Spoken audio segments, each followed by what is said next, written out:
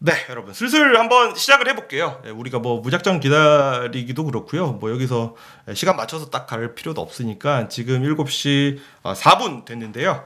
이제 본격적으로 한번 시작을 해보도록 하겠습니다. 이 클래스, 여러분 지금 제 장표 잘 보이시죠? 이 클래스는 이제 데이터 리터러시에 대해서 이제 여러분들하고 공유하기 위해서 만든 자료고요. 제가 요즘 학교에서 좀 출강을 하고 있는데요. 그 출강을 하는데 좀 인트로덕션으로 했던 클래스인데 그걸 학교에서만 좀 하기에는 좀 아쉽다. 그래서 좀 더 많은 분들, 회사에 계신 분들하고도 한번 쉐어를 해보면 되게 좋겠다 싶어가지고 그 내용 조금 더 각색을 해가지고 제가 오늘 준비를 했고요. 예상 시간은 Q&A 같은 거 다 포함해가지고 제가 한 1시간 정도 생각을 하고 있는데 조금 일찍 끝날 수도 있고요. 제 말이 조금 길어지면은 조금 더 갈 수도 있을 것 같긴 합니다. 여튼간에 가급적 맞춰서 한번 끝내보는 것으로 하시죠. 데이터 리터러시 본격적으로 한번 이야기를 시작해 보겠습니다. 이게 뭐냐라는 거죠. 그래서 위키에 있는 거를 그냥 한번 가져와 봤어요, 여러분. 데이터 리터러시라는 거는 이제 읽고 그다음에 이해하고 뭔가를 만드는 거죠. 그리고 이제 데이터를 가지고 커뮤니케이션, 소통할 수 있는 어떤 능력이다. 뭐 이런 어떤 ability 이런 거다라고 지금 위키에 정의가 돼 있는 건데 말 그대로 이제 데이터를 가지고 내가 어떻게 받아들이고 그걸 소화해 가지고 그걸 활용하는지 뭐 이런 개념이고 요즘에 이제 이 단어가 너무 핫하게들 많이들 나오고 있으니까 이 단어를 데이터 시각화 관점에서 제가 한번 풀어보는 것이 요 1시간 정도의 내용 구성이라고 여러분들이 이해를 하시면 돼요. 넘어가 보겠습니다. 데이터 시각화 관점에서는요, 이 알베르토 카이로라는 훌륭한 선생님이 한 분 계세요. 미국에 있는 플로리다 대학교에서 가르치고 계시고, 그다음에 이 데이터 시각화 분야에 있어서는 뭐 굉장히 이제 유명하신 분이시고 업계에서 책도 많이 쓰시고 하신 분이신데 숫자는 거짓말을 하지 않는다라는 책이 있습니다, 여러분. 이거는 정말 가벼워요. 이거는 전문가가 쓴 책인데 어떻게 이렇게 가볍게 재밌게 잘 썼을까 싶을 정도로 나이스하게 나온 책이니까요. 그래서 관심 있으신 분들은 한번 읽어 보시면 좋을 것 같고요. 이게 원서에서는 제목이 조금 더 자극적이에요. 차트를 가지고 구라치는 법, 거짓말하는 법 이런 식으로 좀 자극적으로 달렸는데 한국말로 이렇게 번역이 될 때는 숫자는 거짓말을 하지 않는다 이렇게 나왔으니까요. 관심 있으신 분들 한번 보시면 되고요. 윌리엄 발친이라는 사람이 이 도해력, 그래피커시라는 개념을 이제 도입을 했다라고 이 책에서 이제 소개를 하고 있는데 그 그래피커시라는 단어의 이제 뜻과 개념이 뭐냐? 이 사람이 이제 설명을 하기를 문해력이라는 거는 이제 읽고 쓸 수 있는 능력인 거고 구어력이라는 거는 이제 말을 구사할 수 있는 능력이고 산술력은 이제 숫자를 다룰 수 있는 능력이라고 한다면은 그래피커시라는 이 개념은 시각 자료를 얼마나 잘 소화하고 얼마나 잘 받아들일 수 있는 그런 능력이다라고 이분이 이제 소개를 해 주셨죠. 조금 더 이제 한번 정리를 한번 해보면은 얼마만큼 시각 자료를 잘 해석하고 또 얼마만큼 적절하게 활용을 할 수 있고 또 거기에서 나오는 오류들을 얼마나 깊은 통찰력으로 이렇게 꿰뚫어 볼 수 있는지 그런 것들을 좀 종합하는 개념이다 이렇게 여러분들 생각을 하시면 될 것 같아요. 왜 중요한데? 왜 중요하냐는 거지. 이게 요즘에 왜 이렇게 화두가 많이 돼서 얘기가 많이 나오느냐 이렇게 한번 좀 살펴보겠습니다. 바야흐로 대전환의 시대다라는 말을 우리가 안 할 수 없을 것 같아요, 여러분. 요즘에 디지털 트랜스포메이션 이런 단어 너무너무 많이 들어보셨을 거고 회사에서 이런 단어 이제 붙여가지고 뭐 이렇게 외주가 나오면은 뭐 예산 그냥 갖다 붓습니다, 여러분. 돈을 막 갖다 부으면서 이제 직원들을 교육시키고 뭔가 이쪽으로 트랜스포메이션 하기 위해서 굉장히 많은 노력들을 하고 계신 것 같아요. 모든 회사들에서. 그죠? 바야흐로 이제 대전환 시대다. 산업혁명 시대에서는 진짜 이제 대량 생산을 할 수 있는 시스템을 만드는 것이 어떻게 보면은 그 비즈니스의 성패를 갈랐다라고 한다면은 지금의 시대 같은 경우에는 데이터를 갖고 있냐? 데이터를 잘 활용하고 있어? 데이터를 통해서 가치를 뽑아내고 있니?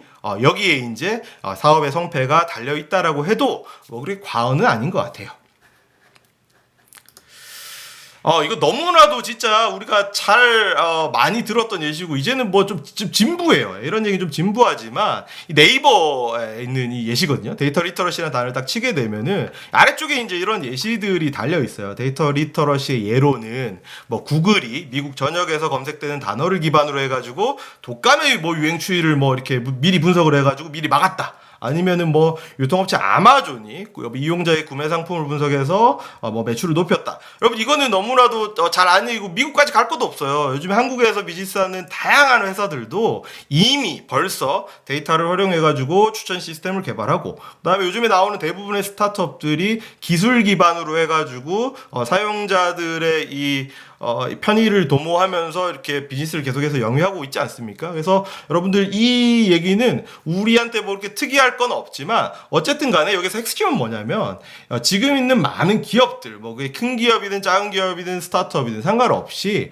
데이터를 기반으로 그걸 활용해서 가치를 뽑아내고 그걸 가지고 이제 돈을 버는데 활용을 하고 있더라. 이제 이렇게 가지 않으면은 더 이상 돈을 벌기 힘든 시대로 이미 전환된 것이 아닌가 이런 생각이 드는 거죠. 네, 결국은 이건 것 같아요. 진짜 한마디로 요약을 하면은 Data Literacy for Data Driven Decision Making. 그러니까 의사 결정을 하는데 더 이상 이제 CEO가 이제 자기 맘대로 야 이거다 하면서 이렇게 찍어주면서 가는 게 아니라 이제는 데이터를 기반으로 해가지고 데이터가 가리키는 방향이 여긴 것 같아요. 우리 여기로 가야 될 것 같아요. 이런 방식으로 가기 위해서는요. 여러분들이 보유하고 계신 데이터가 무엇을 말하는지 여기에 오류는 없는지 이걸 어떻게 해석해야 될지 이런 것들이 붙겠죠. 그래서 그 개념이 저는 결국은 데이터 리터러시의 개념이 아닐까 이런 생각을 하는 거예요. 하지만 제가 이렇게 작게 경험했던 그 세계에서는 상당히 많은 역설을 봤어요. 정말 안타깝게도 우리 주위에는 여러분들 주위에도 계실지 모르겠어요. 이런 현상들을 저는 좀 보는 것 같아요. 누가 촌스럽게 요즘에 CEO가 자기 마음대로 비즈니스의 방향을 결정하느냐. 데이터라는 게 있는데 데이터를 기반으로 우리가 뭔가를 하고 거기서부터 뽑아져 나오는 인사이트로 결정을 하는 게 요즘 세대인데 무슨 뭐 옛날 소리 하고 있느냐 이렇게 말은 하지만 이런 말을 아주 당당하게 내뱉지만 그렇지 않은 회사들이 훨씬 더 많은 것 같아요. 제가 그냥 느끼고 제가 주위에서 경험한 건 그런 것 같아요. 그래서 데이터 드리븐 디시전 메이킹이 그냥 이렇게 배지야. 옆에 하나 달아놓고 우리도 한다 이거지. 우리도 이제 이 4차 산업혁명 시대에 데이터 기반으로 뭔가를 한다고 하면서 거창하게 얘기를 하고 있지만 그거를 이렇게 한 커플만 딱 까서 보면은 진짜 데이터가 내가 믿고 있는 바, 내가 나가고자 하는 그 방향을 가리키고 있다라고 이게 막 자기 세뇌를 하는 거죠. 야, 데이터가 그 방향이야. 데이터가 그 방향이야. 실제 그게 아닐 수도 있는데.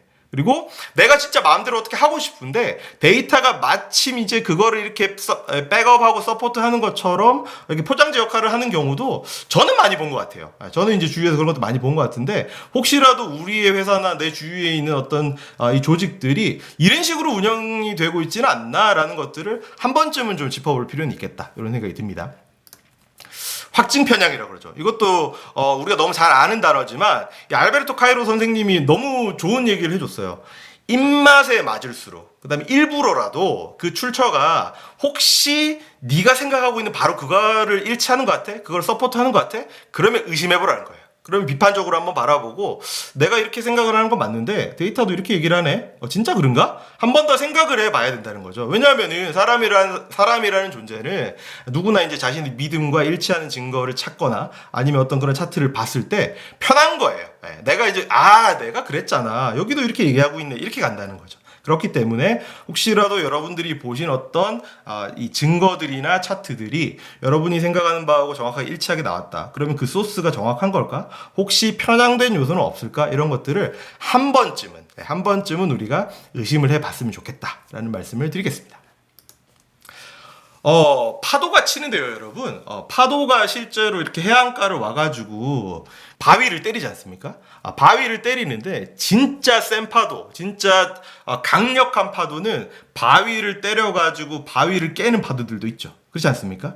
바위를 깨면서 그것들을 산산조각 내는 파도들도 있는 반면에 그렇지만 이제 대부분의 파도들은 그냥 이제 바위를 때려서 아무런 결과도 얻지 못하고 그냥 이렇게 으스러지는 형태도 많이 있지 않습니까? 그게 대부분이죠. 그죠? 그럼 여러분들의 회사는 이 4차 산업혁명, 데이터 드리븐 디시전 메이킹이라는 어떤 이 강력한 파도를 몰고 가고 있는데 여러분들의 조직은 이 파도가 진짜 바위를 깨는 파도인지 아니면은 그냥 맞고 떨어져서 물거품처럼 사라져버리는 파도인지 한번 우리가 되짚어볼 필요가 있지 않을까. 진짜 우리가 제대로 된 데이터 드리븐 디시전 메이킹을 하고 있는지 아닌지는 우리가 좀 생각해볼 문제다 라고 제가 말씀을 드리면서 그렇지 않은 분들 무슨 데이터 기반 그런 거 필요 없다는 거죠. 그런 거 필요 없고 이 유명한 용어죠. 애니멀 스피릿. 이걸 가지고 비즈니스 하는 거지 무슨 데이터.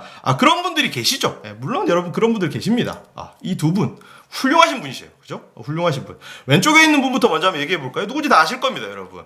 이분이 그 야구의 그 업계에서만 몇 년을 계셨습니까? 뭐 30년이 아마 넘지 않으셨을까요? 30년, 뭐 40년 이렇게 가까이 될 수도 있는데, 이분이 요즘 놀고 계시잖아요. 이분이 지금 뭐 이렇게 국가대표 뭘 맡고 계시는 거 아닌데 어쨌든 프로팀을 맡고 계시질 않거든요. 이분이 인터뷰한 기사를 봤는데요. 요즘 노는데 이제 뭐 하세요? 이렇게 기자가 물어봤겠죠. 그러니까 이분이 나 요즘 공부하고 있다라는 거예요. 뭘 공부하느냐? 이렇게 물어보니까 미국의 그 메이저리그 베이스볼은 세이버 매트릭스라는 개념을 여러분 야구 좋아하시는 분들은 다 아실 거예요. 야구는 정말 많은 종류의 여러 가지 스포츠들 중에서 정말 통계 스포츠거든요. 어마어마한 통계들이 거기서 쏟아져 나오고 그걸 가지고 고도로 분석을 해가지고 실제 이제 팀에서 어떤 의사결정에 반영을 해가지고 하는 것들이 세이버 매트릭스라는 그 메이저리그에서 이제 뭐 이제는 사실은 뭐 이 보편화가 된 것 같아요. 뭐 옛날에야 뭐 그런 것들이 좀 이렇게 신선하게 다가왔지만 이제는 기본적으로 그런 건 하는 거죠, 그죠? 이 양반이 이제 그걸 공부하고 있다는 거예요. 그거 너무 신기하더라. 공부해 보니까 통계들이 이렇게 나오면서 겹쳐지면서 의사결정이 이루어지는 과정들이 너무 신기한데 마지막에 한마디 붙인 게 좀 걸작이었어요. 그럼에도 불구하고 야구에 있어서 그 투수 교체 타이밍 요거만큼은 절대로 데이터가 얘기해 줄 수 없는 것 같다. 내가 데이터를 공부해 보니까 야구에 있어서의 그 투수 교체 타이밍은 그 감이라는 거예요. 내가 이게 30년 짬밥으로 지금 이 타이밍이라고 딱 들어가는 게 그게 이제 감인 거지. 스피릿, 애니멀 스피릿으로 딱 들어가는 거지. 그거는 데이터가 알려주는 게 아닌 것 같아라는 기사를 봤거든요. 이런 분들 하실 수 있죠. 업계에서 30년, 40년, 그죠? 잔뼈가 굵으신 분들이고, 그 다음에 거기에서 정말 좋은 성과를 내셨던 분이지 않습니까? 그러니까 하실 수 있는 거죠. 어느 쪽에 계신 분? 이분 여러분 잘 아시죠? 이분 이제 훌륭한 분이시죠. 이분 돈 많이 버시는 분이시고 훌륭한 분이세요. 유명한 얘기죠. 예전에 한 2000년대 중반이었나요? 2010년대 중반이었나? 제가 정확하게 기억이 나질 않습니다. 근데 이분이 이제 새로운 비즈니스를 하고 싶어가지고 소위 말해서 주위에 계신 이렇게 참모들이 이렇게 불러온 거죠. 회의를 하는 거죠.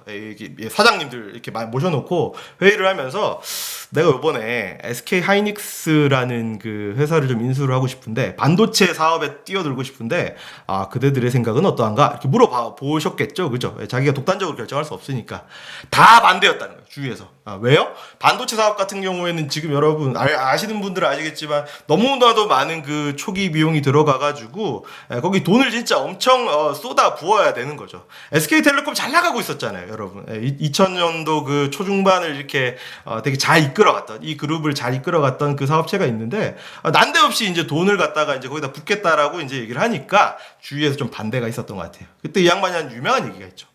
감이 왔다 이거예요. 이거 애니멀 스피릿. 나의 애니멀 스피릿을 이번에 한번 믿어달라. 이거는 왔다. 이렇게 가면 된다. 라고 해가지고 결단을 해가지고 이제 SK 하이닉스를 사왔죠. 여러분 지금 SK 하이닉스 위상이 어떻습니까?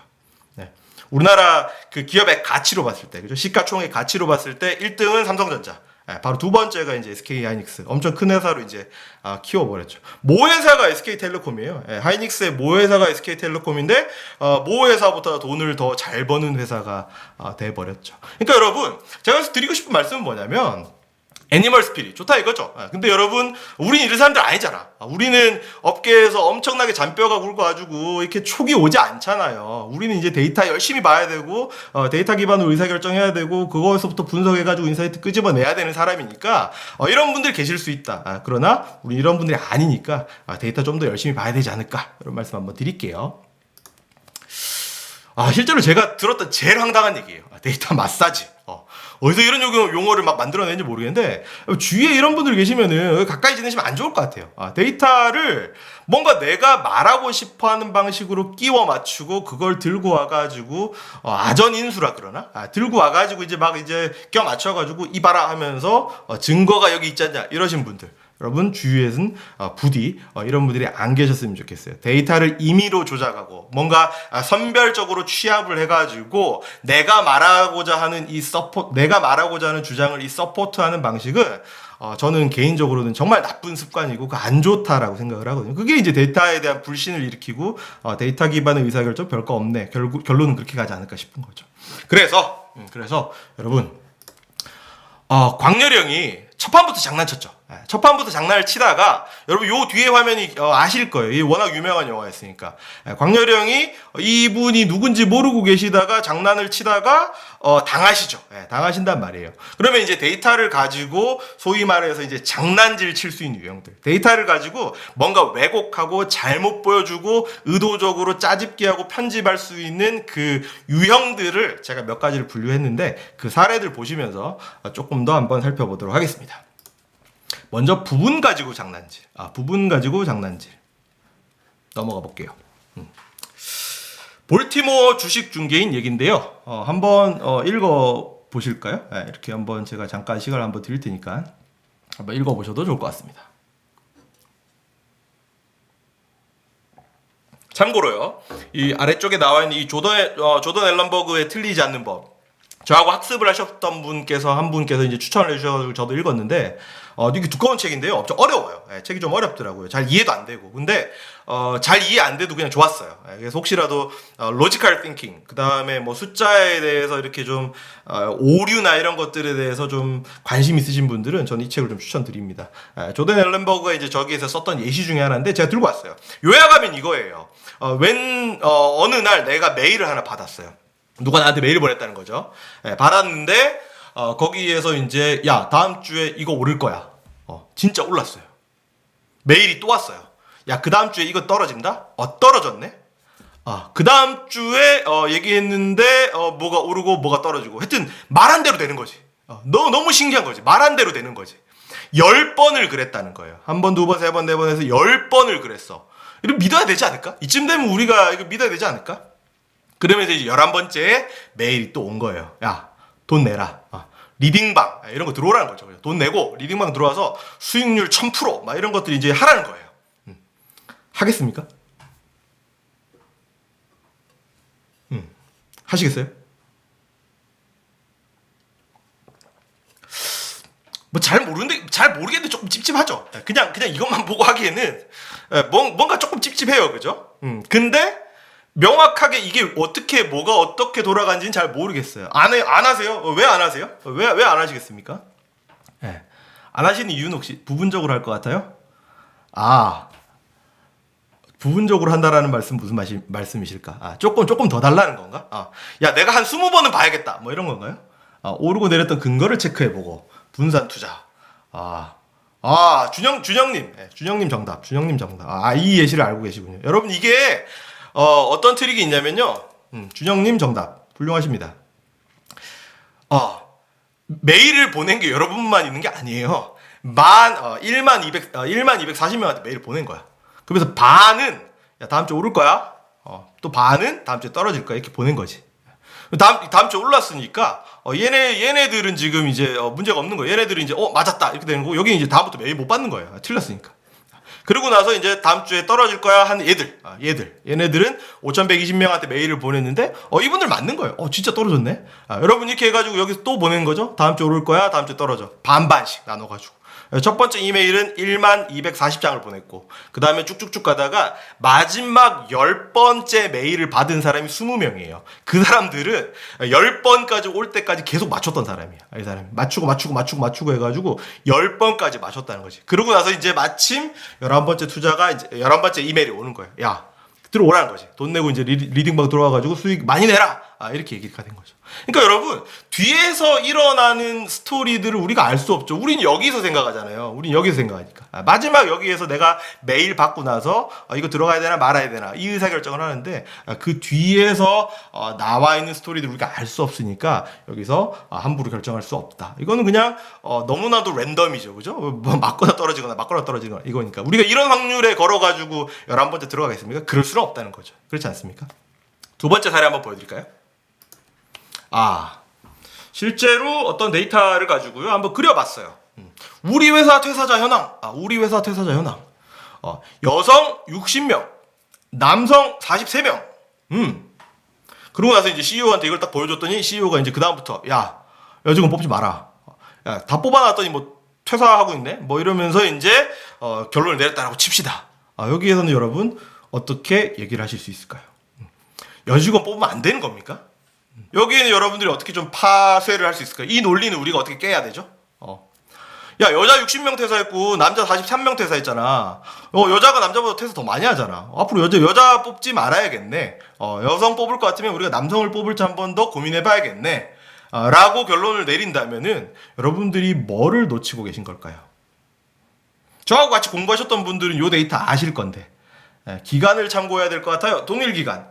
퇴사한 사람들의 근속연수 기타 등등을 고려. 전체 여성수, 전체 남성수. 그죠? 지금 김민정님께서 말씀하신 건데 저거죠, 저거. 여러분, 여자 60명 퇴사하고요, 남자 43명 퇴사했어요. 근데 알고 보니까 이 회사의 여직원 6,000명이고 남자 직원 43명밖에 없어. 그러면 여직원은 퇴사율 1%밖에 안 돼요. 6,000명 중에서 1% 퇴사한 거고 남자 직원 43명 있었는데 걔네들 다 나간 거야. 그러니까 여러분, 이런 경우에 사실 만약에 팩트가 이렇다면은 여러분들이 그렇게 야, 여직원이 많이 퇴사하니까 여직원 뽑지 마라 라고 쉽게 얘기를 할 수 있을까요? 잘못된 결론이라는 거예요. 실제로 이 데이터에서 보여주고 있는 화면을 보게 되면은요, 여성은요, 여성 전체 중에서 33.9%, 남성 같은 경우에는 32.3%, 여자를 더 이상 뽑지 마라라고 결론을 내릴 만큼 유의미한 퍼센트 차이가 안 나와요. 거의 비슷해요. 남자 퇴사하는 거나 여자 퇴사하는 거나 비슷한 거지, 전체를 봤을 때 비슷한 거지, 여기에서 실제로 여성분이 퇴사한 거, 남성분이 퇴사한 거를 단순하게 수치만 가지고 비교하는 거는, 그래서 우리가 결론을 내린 거는 좀 위험할 수도 있다. 비율이 그럼 항상 오르냐, 이런 얘기를 하는 거 아니에요, 여러분. 비율도 함께 보면서 살펴봐야 된다는 얘기를 말씀드리는 거예요. 숫자 말고 비율만 보면은 무조건 옳은 겁니까? 여러분, 그렇지 않을 수 있어요. 반대 예시 한번 들어볼까요? 여러분, 지구의 인구가 제가 정확하게 잘 모르겠는데 70억이라고 합시다. 70억 중에서 7억 명이 코로나 바이러스 걸렸어. 10%. 그죠? 10%가 코로나 확진 받았다라고 생각을 합시다. 그죠? 70억 중에서 7억 명. 가정하는 거예요. 근데 우리 학급에 100명인데요. 그 중에서 10명이 코로나 바이러스 확진 받았다고 칩시다. 동일한 10%예요. 여러분, 의미가 같습니까? 동일한 10%인데 우리가 그거를 같은 10%니까 이건 우리가 동일하게 취급을 해도 되겠다라고 판단을 할 수도 있겠냐는 거죠. 그렇지 않을 수 있단 말이죠. 절대적인 수치도 봐야죠. 절대적인 수치도 중요한데 비율도 중요하다. 언제는 뭐를 쓰고 언제는 뭐를 씁니까? 그건 저한테 물어보시면 안 되죠. 여러분들의 상황에서 여러분들이 데이터를 요렇게도 보고 요렇게도 보면서 전체적인 거를 좀 입체적으로 조망을 하는 거지, 한 가지 방법이 무조건 옳고 나머지 방법이 무조건 그르다, 이런 얘기를 드리는 건 아니에요. 비즈니스 상황 속에서 내가 지금 맞닥뜨리고 있는 문제 속에서 이게 지금 이렇게 보는 게 옳은가, 저렇게 보는 게 조금 더 말이 되는가, 이런 것들을 좀 살펴봐야 된다. 좀 이렇게 다각도로 보자라는 말씀을 제가 한번 드리고 싶어요. 이건 좀 참담했어요. 참고로 이 예시하고 저의 정치적인 성향 이런 거 전혀 관계 없습니다. 저는 우리나라 국민으로서 이 나라가 좋은 방향으로 가기를 원하는 그런 사람입니다. 근데 문재인 정부에서 600일이 이제 지나는 시점이었나요? 이거 시기적으로 봤을 때 2019년도 초였던 것 같아요. 2019년도 초에 국민과의 약속 이렇게 지켰습니다 하면서 어떤 PDF 문서를 하나 냈어요. 한 20, 30페이지 정도 되나? 그렇게 길지는 않은 문서인데 우리가 이렇게 잘했다라는 거지. 우리가 이제 이 600일 동안 이 집권을 하면서 이런 성과를 냈습니다라고 하는 정책 홍보성 자료예요. 근데 너무 참담했어요, 사실 이걸 보면서. 이렇게 하는 게 최선이었을까? 이건 좀 아니지 않나 싶은 생각이 많이 들었는데, 이 문서의 여러분 일성이 뭐냐면, 가장 처음에 나오는 본문 내용이 뭐냐면, 여러분들 지금 보고 계신 이 화면이에요. 비핵화와 이제 평화의 길로 접어들었다. 그러면서 11년 만에 남북 정상회담을 3번을 했고, 사상 첫 북미 정상회담이 열렸다. 이러면서 북한의 탄도미사일 발사 횟수가 2018년도에 한 건도 없었다. 라고 홍보를 하는 거죠. 자랑을 하는 거예요. 자랑을 했습니다. 그러고 나서 그 앞에 요약된 부분이 있어요. 요약된 부분에 제일 처음으로 나오는 화면이 이거예요, 여러분. 이 차트가 나와요. 뭐가 문제죠? 뭐가 문제일까요? 일단 문제가 한두 개가 아니야. 문제가 한두 개가 아닌데 가장 핵심적인 문제는 어떤 걸까요?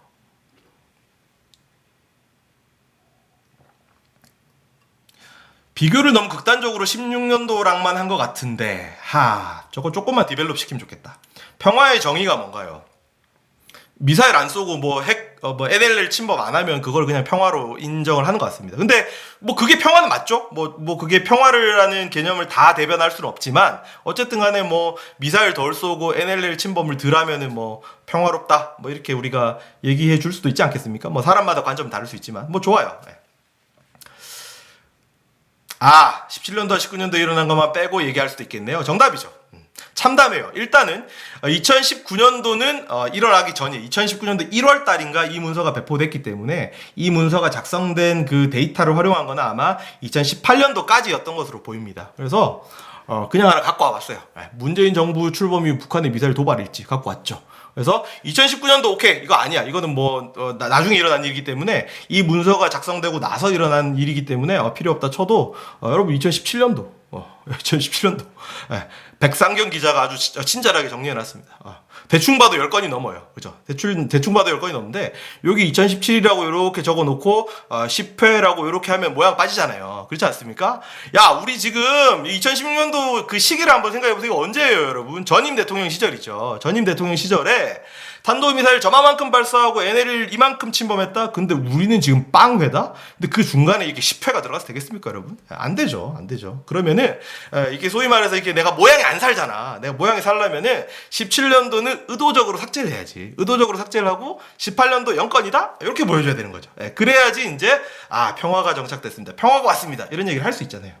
너무너무 안 좋은 케이스, 너무너무 진짜 악질인 것 같아요. 저는 이걸 만드시는 분이 이거를 알고 저는 모르고 만들었다고 생각하지 않아요. 알고 만들었던 것 같아요. 근데 그러니까 더 나쁜 것 같아. 또 하나의 문제는 뭘까요, 여러분? 여기에 이런 예시가 한두 개가 아니에요. 여러분 이 문서를 혹시 관심 있으신 분들 한번 보십시오. 그리고 제가 기회가 되면 별도의 유튜브 영상으로 만들어서 올릴 거예요. 이 문서에 이 문제가 한두 개가 아니에요. 여기 또 이제 그냥 눈에 보이는 거 하나 짚어보면은 여기 여러분 5회라는 이 바의 높이하고 15회라는 이 바의 높이가 어때요 여러분? 전혀 이렇게 비례가 안 맞죠. 5회가 여기 있으면 15회는 위로 이렇게 가야 되는데 그죠? 제가 봤을 때는 이 5회라는 걸 의도적으로 키웠어요. 왜요? 어쨌든 간에 전 정부에 대한 이 좀 부정적인 부분을 부각시키고 2018년도에 0회라는 것들을 조금 부각시키기 위해서 조금 이것들을 한 것 같아요. 소위 마사지를 한 것 같아.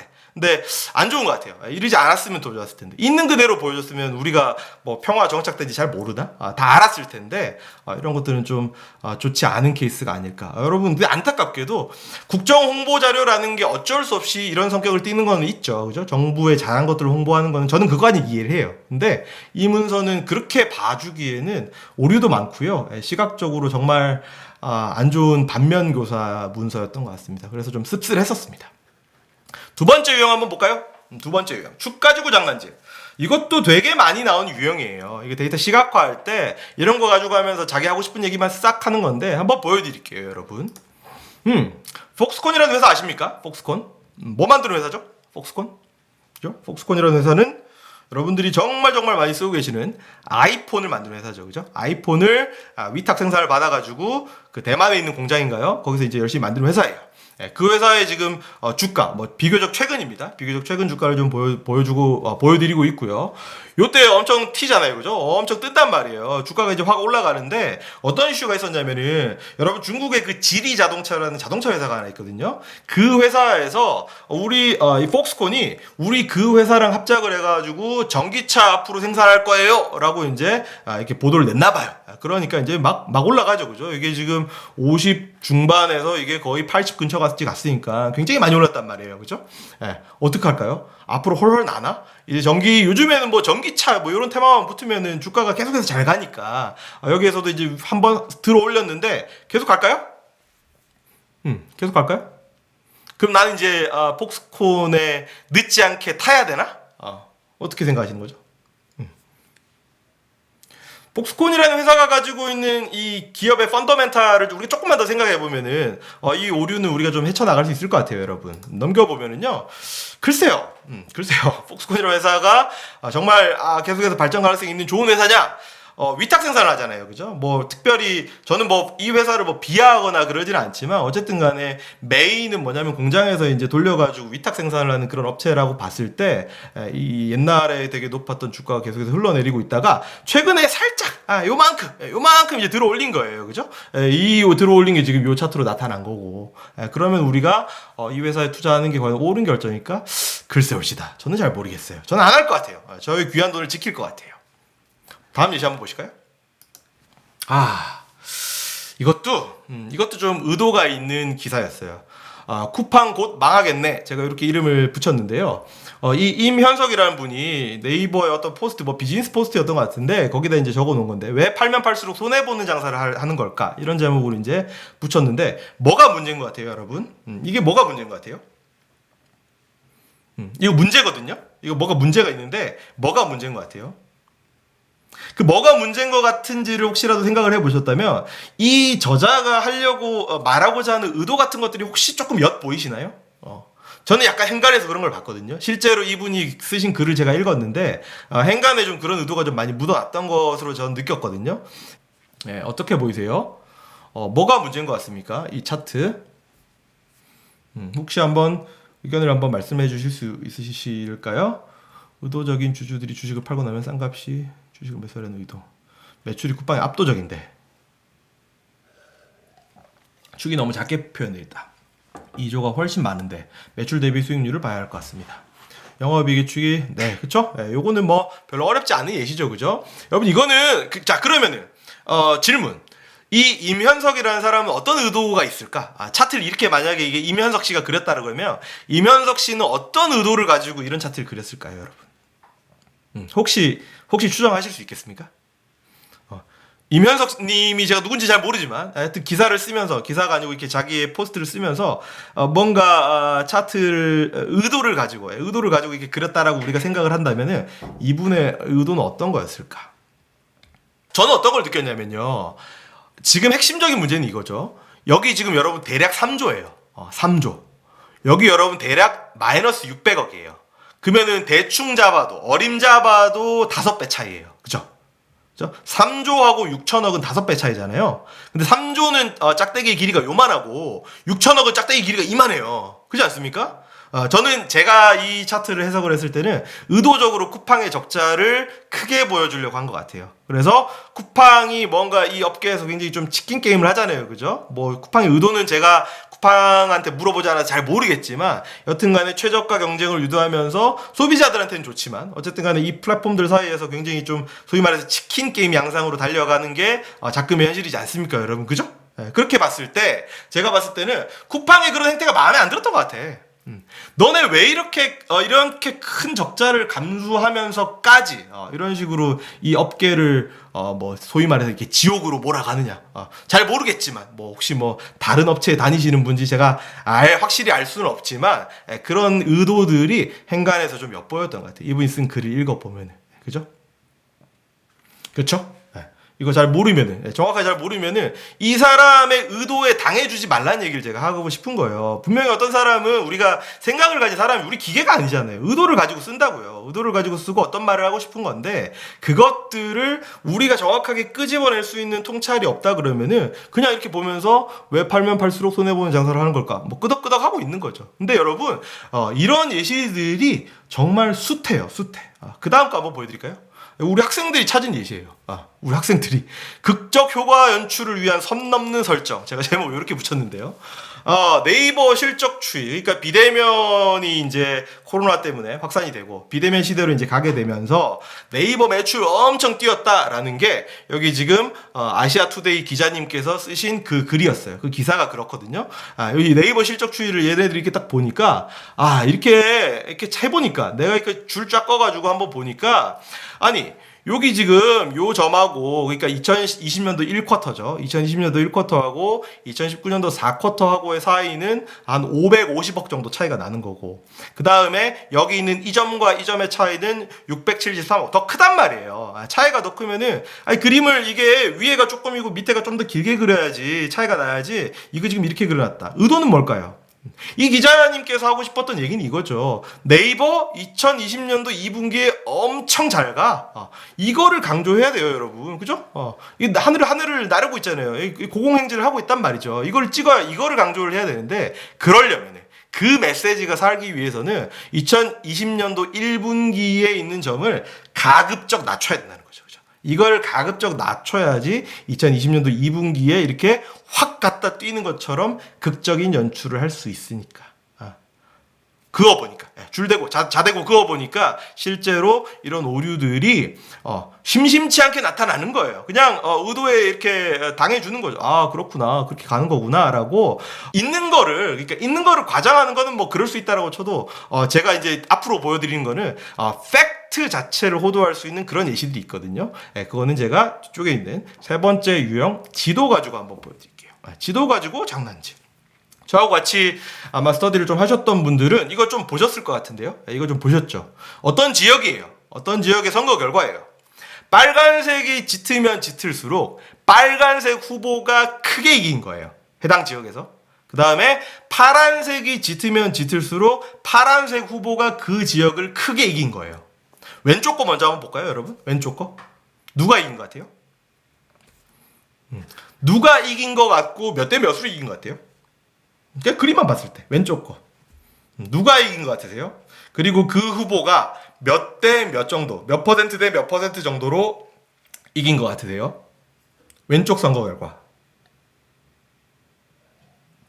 빨강이 한 3대, 그러니까 75대 뭐 한 25 뭐 이렇게 볼 수 있겠다, 그죠? 오른쪽은요?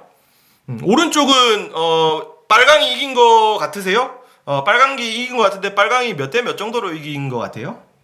훨씬 더 압도적으로 이긴 것 같습니까? 근데 재밌는 건 이게 똑같은 선거예요. 왼쪽이랑 오른쪽이 똑같은 선거예요. 그리고 더 중요한 건 뭐냐면, 더 본질적인 얘기는 뭐냐면 파랑이 이겼어요. 요번 보궐선거 말고 가장 최근에 했었던 그 지방선거 2018년도였나요? 경남지사 선거예요. 경남지사. 경남지사는 지금 현직 지사로 계신 김경수 후보가 그 당시에 이제 이 빨간색 후보로 나왔던 김태호 후보를 이겼었죠. 근데 그분이 이겼던 그 원동력 접전이긴 했어요. 막 다 발표 났는데 이 지역만 막 발표가 안 나고 해가지고 막 새벽 늦게까지 갔었는데 이길 수 있었던 원동력은요. 이 그 아주 오밀조밀한 그런 창원이나 이런 지역 있지 않습니까? 그런 지역에서 김경수 후보께서 많이 이기셨고, 그 다음에 여기 시뻘건대 이런 데는 이렇게 그 농촌 지역이잖아요, 그죠? 농촌이나 이렇게 산악 지역 같은 거잖아요, 그죠? 이런 지역에서 아마 김태우 후보가 좀 강세를 보였던 거죠. 문제는 뭡니까, 여러분? 이렇게 그려놓고 나니까 선거 결과 자체가 조금 바뀌어서 보여질 수도 있다라는 거죠. 이해가 되시죠? 알베르토 카이로 선생이 이거에 대해서 되게 아주 이렇게 뼈 때리는 얘기를 하나 한 거 있는데, 그건 제가 다음 예시 한번 보여드리면서 말씀드릴게요. 선거하면 또 이 형님을 빼놓을 수 없죠. 이 형님 요즘 조금 힘드실 것 같아요. 요즘에 조금 사진 보면 이렇게 젊지 않으셨습니까? 이때 언제냐면요, 처음에 선거 이겼을 때, 그때 이제 힐러리하고 붙었잖아요. 힐러리하고 붙어서 이분이 이기셨어요. 이기셔가지고 지난 4년 동안 이제 백악관에 계셨었죠. 근데 이게 언제적인지 제가 정확하게 잘 모르겠는데 너무 이렇게 기분이 좋았나 봐. 내가 이게 이겼다는 거지. 이걸 들고 나왔어. 이걸 들고 나와가지고 이 형님이 이걸 보여주면서 이 보세요. 나 이만큼 이겼다는 거야. 이만큼. 이거 보세요. 빨간 건 공화당일 거고 파란색은 이제 민주당일 거 아닙니까, 그죠? 압도적으로 내가 이겼다라는 메시지를 이제 던지고 있는 거예요. 이 보라면서, 그죠? 얼굴 좋으시지 않습니까? 그리고 좀 의문은 왜 그랬는지 제가 잘 모르겠지만 이분의 이날의 이 넥타이 색깔은 왜 파란색이었을까? 이런 의문이 좀 남긴 합니다. 이유는 잘 모르겠어요. 어쨌든 간에 이분이 이 선거를 이기고 나서 너무 즐거우셨나 봐. 이겼어. 그러고 나서 이걸 갖다가, 이거 실화입니다, 여러분. 이걸 갖다가 백악관에 그 자기 집무실에다가 걸어놓으라고 그랬어. 그 참모들한테. 야, 이거 너무 내가 이게 압승이니까 걸어놔라. 해가지고 지금 이 표면 자체는 실제로 한 80대 20 정도로 이렇게 보이긴 하는데, 실제 선거 결과는 어땠습니까? 실제 선거 결과는 이 투표에선 졌어요, 여러분. 득표는 졌습니다. 그러나 미국의 그 독특한 그 선거인단이라는 그 시스템 때문에 이분이 이제 백악관에 입성을 하신 것이지, 실제로 득표, 유권자들로부터의 득표는 당시에 힐러리 클린턴이 앞섰었던 그런 상황이었습니다, 여러분. 그죠? 알베르토 카이로 선생이 뭐라고 얘기했냐면, 투표는 땅이 하는 게 아니라 사람이 하는 거다.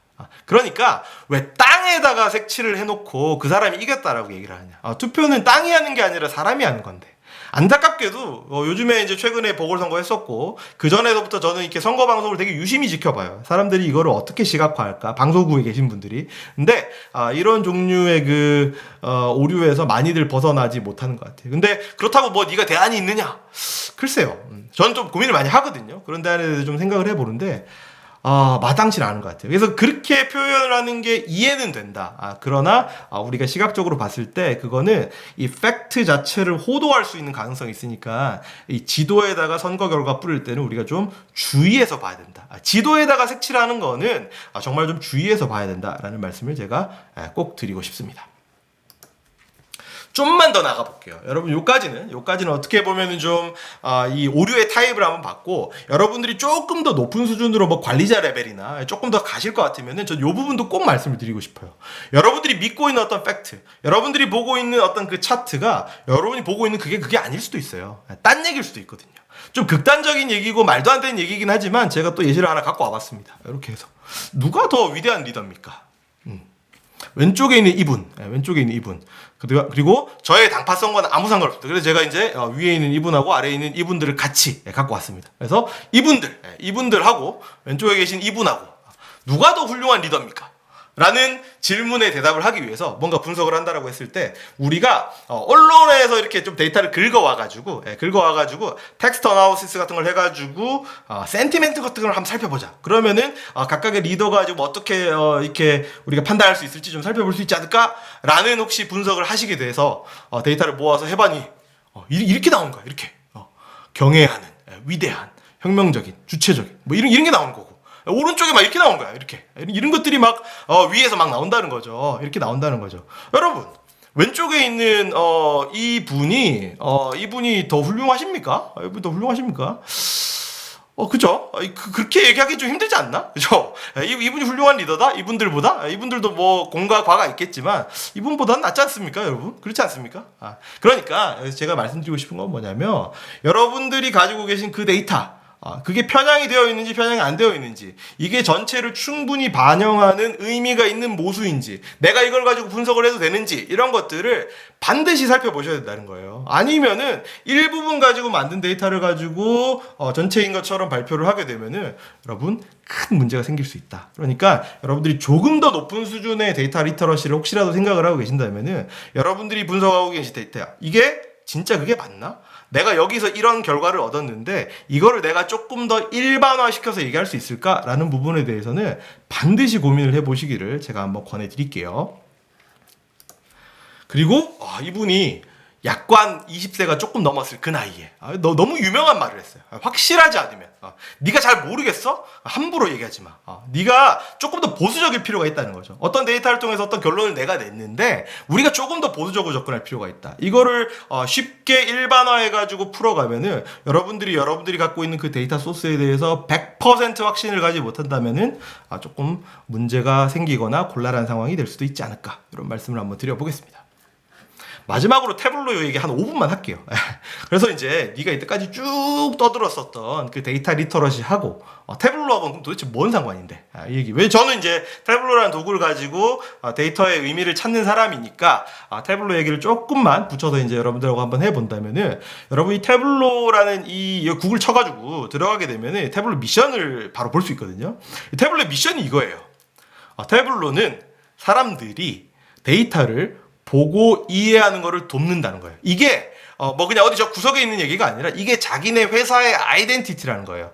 태블로라는 도구가 쓰이는 핵심은 사람들이 데이터를 보고 이해할 수 있도록 도와주는 거다라고 미션에다가 그냥 선언을 해버린 거예요. 근데 여러분 이런 단어들 조금 이렇게 어디서 본 거 같지 않습니까? 어디서 봤습니까? 아까 여러분 여기서 보시지 않았습니까? 여기 있잖아. 여기 데이터 리터러시 여기 있잖아. 이거는 데이터 리터러시는 뭐냐면 데이터를 가지고 읽고 이해하고 만들고 커뮤니케이션하는 능력이래요. 그러니까 제가 생각을 했을 때는 이 태블로라는 도구는 정말 데이터 리터러시를 위한 툴이라고 생각을 해요. 데이터 리터러시, 여러분들이 갖고 계신 데이터를 아주 구체적으로 하나하나 살펴보면서 거기서부터 의미를 끄집어낼 수 있는 툴이라고 저는 생각을 하거든요. 그래서 여러분들 태블로라는 도구를 쓰게 되면 뭐 태블로뿐만 아니라 다른 BI 도구들도 다 마찬가지겠지만 이 도구를 통해서 여러분들이 가지고 계신 데이터를 올려가지고 거기에서부터 이 데이터가 문제는 없는지, 이걸 이렇게 시각화했을 때 내가 보고 있는 차트가 정확한 차트인지, 이런 것들을 여러분들이 고민을 해 보신다면은 태블로의 기능적인 측면을 배우는 거와는 별개로, 뭐 그것도 중요하죠. 여러분들이 태블로라는 도구를 사용해 가지고 뭔가를 만들어야 될 수도 있으니까 그것도 중요하지만, 그거보다 저는 더 중요한 건 뭐냐면 태블로라는 도구를 활용해 가지고 여러분들의 가지고 계신 그 데이터가 말하고 있는 바로 그거, 딴 거 말고, 내가 생각하는 거 말고 바로 그거를 이렇게 쑥 잡아서 뽑아 올려 가지고 누구한테 얘기해 줄 수 있느냐 없느냐, 저는 그 능력이 뒤쪽에서 다루게 되는 어떤 기능적인 측면보다 훨씬 더 중요한 거라고 생각을 해요. 훨씬 더 중요한 거라고 생각을 하니까 여러분들 이런 관점을 조금 가지고 태블로라는 도구를 좀 한번 익혀보시면 어떨까, 이렇게 한번 말씀을 드리면서 제가 오늘 준비한 내용은 마무리를 하도록 하겠습니다. 그래서 오늘은 뭐 더 없습니까? 제가 뭐 태블로와 관련해서 뭐 특별히 더 말씀을 드리는 건 없어요. 근데 혹시라도 이제 태블로가 그런 도구야? 이 도구를 그럼 나도 한번 좀 공부를 해보고 싶은데, 한번 배워보고 싶은데, 혹시라도 이런 니즈가 좀 생기시고 이제 태블로에 좀 입문을 하고 싶다, 이런 분들이 계신다면은 다양한 리소스들이 있습니다. 저뿐만 아니라 되게 좋은 선생님들이 요즘에 한글로 된 자료들을 많이 올려주고 계세요. 그런 것들 참고하실 수도 있고, 저도 이제 열심히 좀 좋은 자료를 만들어서 많이들 올리고 있으니까 여러분들 한번 보시고 또 영감을 받으시고 그 다음에 공부도 한번 해보시고 이러면 좋지 않을까 싶습니다.